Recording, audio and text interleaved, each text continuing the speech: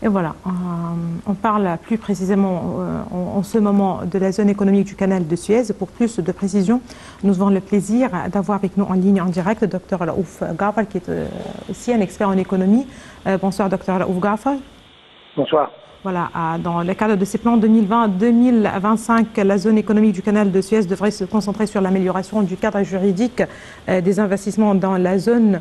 Ça, c'est d'un côté. De l'autre côté, elle devrait se concentrer sur les industries mécaniques et les secteurs pétrochimiques et qu'elle prévoit justement d'effectuer plusieurs tournées de promotion que des investissements auprès des entreprises asiatiques, européennes et africaines. Certainement, on connaît que déjà des accords sont mis en place ou sont conclus plutôt avec la Chine. À titre d'exemple, on est où aujourd'hui par rapport à l'investissement dans cette zone économique du canal de Suez? Ça avance, oui. pas rapidement comme prévu, mais ça avance. Vu les défis qui se présentent, vu les crises qui prennent lieu autour du monde. Donc, mais à comparer à d'autres endroits, ça va, ça avance. Et comme vous l'avez dit, la Chine représente un des plus grands investisseurs dans cette zone. Ils ont déjà établi plusieurs industries et ils ont été les pionniers à venir en Égypte.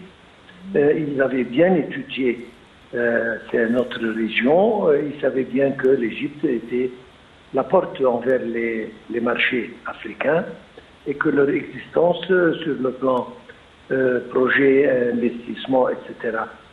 Dans cet endroit, ça peut leur ouvrir beaucoup d'opportunités, beaucoup de marchés sur le continent africain. Alors, encore une fois, oui, la zone économique du canal de Suez avance et pratiquement la plupart des investissements et des projets et des industries qui ont été établis sont en provenance de l'Asie et particulièrement de la Chine. Ils sont là, ils ont commencé et ils signent toujours des accords et leur taux d'existence sur cette zone augmente et nous espérons bien que ça augmente encore dans l'avenir proche, Inch'Allah. Très bien, une zone industrielle économique très importante, très prometteuse certainement, vu sa situation géographique, mais aussi grâce à une infrastructure solide. Il faut le rappeler, la construction d'une infrastructure solide, y compris 7 centrales électriques, 13 unités de distribution d'électricité, 2 usines de dessalement et 2 usines de traitement de l'eau, l'établissement de tunnels et de ponts pour soutenir le réseau de transport et l'expansion des télécommunications et réseaux de gaz naturel. En 2 mots. Absolument. Oui. Pour établir un investissement, une industrie, c'est impératif d'avoir une infrastructure capable.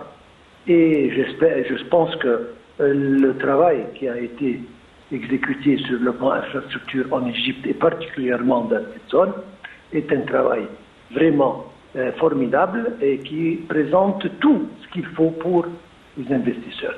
Et c'est pour ça qu'il y a une demande assez grande des investisseurs pour établir leurs